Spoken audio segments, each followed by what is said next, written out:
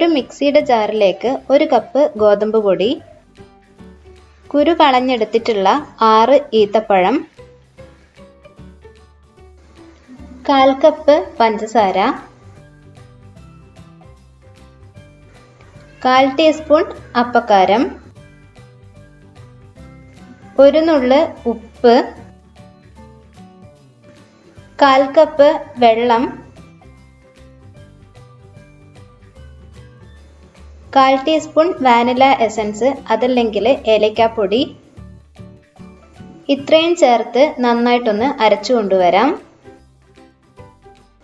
ഇതിലേക്ക് 1 കപ്പ് വെള്ളം അല്പാൽപമായിട്ട് ചേർത്ത് വീണ്ടും ഒന്നും കൂടെ അരച്ചു കൊണ്ടുവരാം.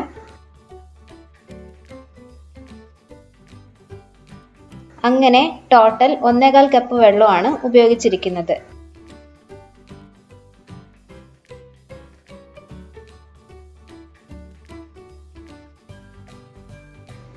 ഉണ്ണിയപ്പച്ചട്ടി ഒരു മീഡിയം ഹീറ്റ് ആവുന്ന സമയത്ത് അതിലേക്ക് ഓയിലോ വെളിച്ചെണ്ണയോ ചേർത്ത് കൊടുക്കാവുന്നതാണ്. ഓയിൽ ചൂടായി വരുന്ന സമയത്ത് ഉണ്ണിയപ്പച്ചട്ടിയുടെ കുഴിയിലോട്ടേക്ക് ബാറ്റർ ഒഴിച്ചു കൊടുക്കാം. കുഴിയുടെ 1/4 അളവില് ബാറ്റർ ഒഴിച്ചാൽ മതിയാകും. ബാറ്റർ തയ്യാറാക്കുമ്പോൾ ആവശ്യമെങ്കിൽ 2 ടേബിൾ സ്പൂൺ അരിപ്പൊടിയും കൂടെ ചേർക്കാവുന്നതാണ്. മുകൾ ഭാഗം ഒരു പകുതി വെന്ത് വരുന്ന സമയത്ത് ഇതൊന്ന് തിരിച്ചിട്ട് കൊടുക്കാം. ആവശ്യാനുസരണം ഫ്ലെയിം ക്രമീകരിച്ച് വെക്കാവുന്നതാണ്.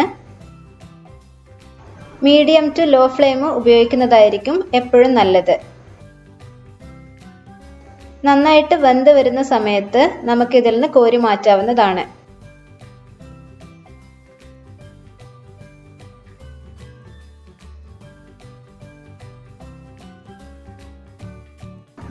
ആവശ്യമെങ്കിൽ വീണ്ടും എണ്ണ ഒഴിച്ചതിന് ശേഷം ഉണ്ണിയപ്പച്ചട്ടിയുടെ ഒഴിഞ്ഞ കുഴികളിലോട്ടേക്ക് ബാറ്റർ ഒഴിച്ചു കൊടുക്കാവുന്നതാണ്.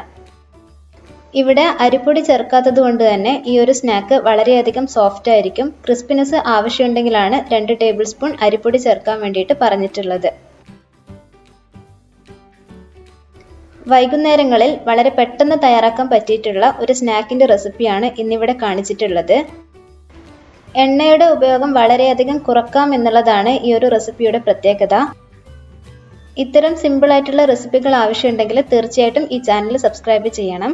അടുത്ത എപ്പിസോഡിലൂടെ വീണ്ടും നല്ല റെസിപ്പിയുമായിട്ട് കാണാം. അതുവരേക്കും take care, bye bye. Thank you for watching.